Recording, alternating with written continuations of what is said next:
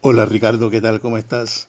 Bien, escuché con detenimiento lo que expusiste y yo te propongo de una manera humilde, de acuerdo a lo que he venido trabajando y escribiendo y con lo que he visitado en los países de América Latina en los últimos 20 años. Yo creo que valdría la pena que valoraras la incorporación de alguna de los tips que te voy a pasar en este momento. Un elemento fundamental hoy día para que los jóvenes tengan esa actitud proactiva y de comprometerse un poco con la profesión y con lo que vienen haciendo es el que sepan ellos leer fundamentalmente los textos disciplinarios y sepan dónde se gestiona la información que genera conocimiento. Y yo creo que tiene que ser básico una materia en el primero o segundo semestre, en donde se llame gestión de información generadora de conocimiento. Y el alumno no llegue a abrevar en Wikipedia, sino que tenga una serie de referentes. Yo tengo muchos, yo tengo más de 50, 60 links en donde existe la información científica, en donde el alumno que escoge un tema de investigación puede acercarse allí y seleccionar una cantidad de textos, tanto a nivel de artículo científico como de libro, y crear su biblioteca virtual que le va a dar el soporte para la investigación. Yo doy un curso, bueno, la daba, un curso que se llama La construcción de problemas a partir de una matriz societal, utilizando tres elementos básicos, tres conceptos matriciales, y que en la medida que los desglosaba y los combinaba, y esa es una cuestión que tendría que comunicarte un poco más tarde y más detallado, el alumno podría armar desde el primer semestre la idea de lo que es un proyecto de investigación, y cada día que va agregando un elemento más es una variable que va incrementando la complejidad de su fenómeno. Y esto va acompañado con la gestión de información generadora de conocimiento. Un segundo aspecto que me llama la atención por lo que conforma como la manera como tú haces el introito, de una complejidad bastante conflictiva, migraciones, guerra, conflicto, etcétera, etcétera. Yo creo que una asignatura es la resolución de conflictos, pero no la resolución de conflictos en términos jurídicos, sino la resolución de conflictos habilitando el diálogo, que es lo que estamos ahorita carente en toda América Latina. Yo le llamaría resolución de conflictos habilitando el diálogo con los otros y los diferentes. Y es explicarle un poco al alumno de qué manera tiene que aceptar que hay un otro diferente, distinto, pero que es necesario para convivir y para crecer y atender la problemática. Entonces la resolución de conflictos transita por ese zaguán, que es entender y aceptar de que somos diferentes, pero que somos indispensables para poder construir una realidad social. El tercer elemento que yo te propongo es una sociología de las calamidades. Hace como unos 4 años escribí un libro que se llama Sociodialogando acerca de las calamidades en América Latina. Y hablaba con unos antropólogos argentinos que me acompañaron en este proyecto. Y en verdad no existe una sociología de la calamidad. Mira que aquí tenemos problemas del terremoto, problemas de inundaciones, problemas de conflicto con el narcotráfico, los desplazados, los desaparecidos, las comunidades indígenas. Y estas son calamidades y tienen una racionalidad, tienen una forma de explicarse distinta a un problema como lo mira el gobierno o como lo miran los abogados o como lo quieren mirar también lo que es el sistema de justicia en México. Las calamidades tienen unas vertientes necesarias de ser analizadas. ¿A qué obedecen?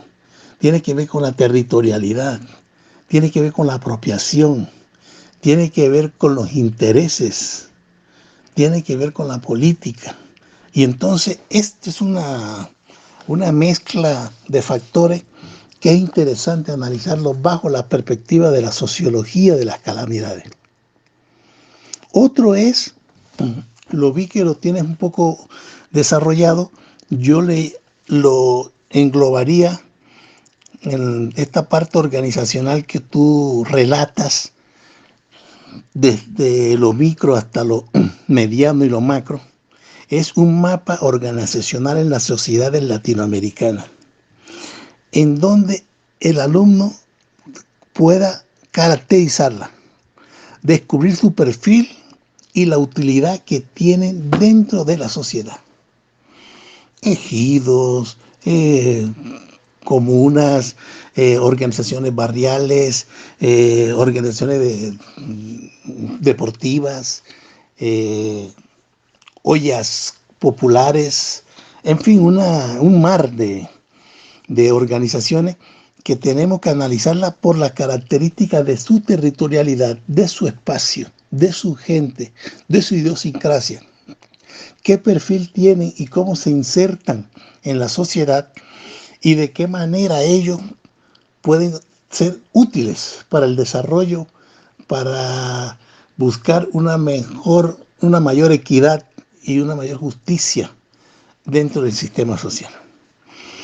Creo que también es importante incorporar la geografía humana, en donde en esa geografía humana se haga énfasis en el espacio, el empoderamiento, la apropiación espacial, el hábitat y la conservación. Esto entra dentro de la ecología, eso entra dentro de toda la destrucción que estamos haciendo hoy día del planeta. Entonces, una geografía humana, pero bien ligada al aspecto del espacial, hábitat y conservación. Un elemento que vi que no tienes incorporado es la antropología social. Y aquí yo quiero detenerme un poco. No podemos construir una nueva sociedad si no construimos el sentido de comunidad. Entonces, el alumno tiene que saber qué es una comunidad, qué representa una comunidad, cuáles son los componentes de una comunidad para poderla habilitar, cómo se construyen los hilos asociativos, cuál es el papel del lazo social, cómo el lazo social puede resarcir los daños en la sociedad, cómo podemos, a partir de todos estos elementos que te acabo de comentar, posibilitar una reinserción social. Hoy vivimos un mundo de migraciones.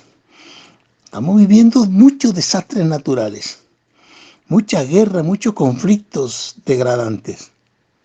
Y esto tenemos que nosotros remediarlo a partir de una participación de la mano de la antropología social, en donde reconstruyamos lo que es el concepto de comunidad, la vitalidad de la comunidad.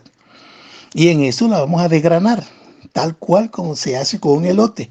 Saquemos los hilos asociativos, el papel del lazo social, el papel de las relaciones intersubjetivas, el papel de cómo se da la interacción, cómo se da la socialidad y cómo esta sociabilidad va dándole forma a esto que se llama comunidad.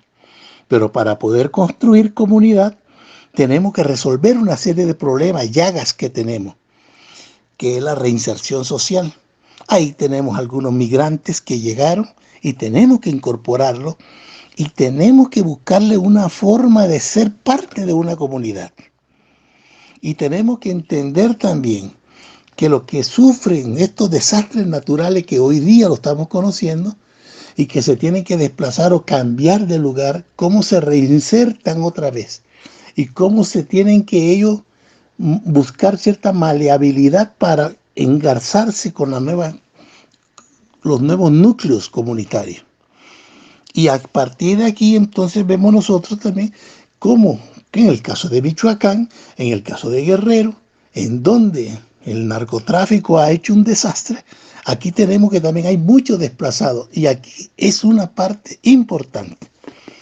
Yo creo que estos elementos que te estoy hoy día planteando debe ser parte de un debate un poco más mesurado, donde podamos escoger punto por punto, no solo con vos, sino con otros compañeros que sean parte de este proyecto, digamos, atractivo que estás planteando.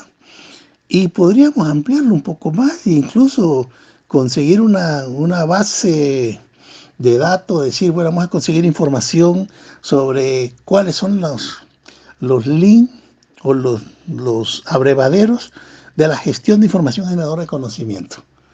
Vamos a hacer, digamos, una base de datos sobre resolución de conflictos con habilitación de diálogo y cuáles son las experiencias de Bolivia, cuáles son las experiencias que se dieron en el sur de Chile con los mapuches, cómo lo están haciendo en el norte de Argentina, cómo se ha intentado hacer en Colombia y ha tenido ciertos tropiezos, cómo se ha instrumentado o se instrumentó en Nicaragua cuando la revolución y por qué no prosiguió, igual que en El Salvador.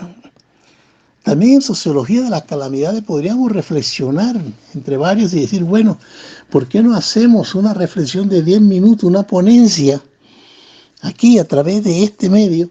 Es decir, bueno, ¿cómo nosotros podemos problematizar las calamidades? ¿Cuál es el tamaño que tiene una calamidad como para que sea tan importante para nosotros poderla problematizar y sacar algunas conclusiones necesarias para que vayamos creando un mapa que permita a gente del futuro decir, bueno, sí es cierto que hay una ventana que explica de una manera distinta las calamidades? Y lo cual podríamos hacer con la parte de la geografía humana y el mapa organizacional. Incluso hay muchos, los mapas organizacionales que existen, los cuales cada uno tiene su perfil. Es interesante ver de cómo un movimiento social y un movimiento popular tienen alcances distintos. Pero lo que más me llama entre los movimientos sociales y movimientos populares, ¿cuál es el que crea sujeto de transformación? El movimiento social no lo crea, el movimiento popular sí crea. ¿Y cuáles son las herramientas políticas y sociológicas que existen para cuando no hay la posibilidad y por el corto o mediano plazo de que se dé la consolidación de un sujeto, podamos nosotros habilitar algunas herramientas que suplan, que vayan paliando la situación y que podamos avanzar hasta que el sujeto toma forma? Es interesante estas cosas, Ricardo, y yo creo que, bueno, merece que se siga haciéndole el esfuerzo de seguir arando en este nuevo territorio que tú estás proponiendo. Ahí te mando un abrazo y gracias por la oportunidad que me diste de exponer algunos puntos de vista. Que tenga feliz tarde, Yue.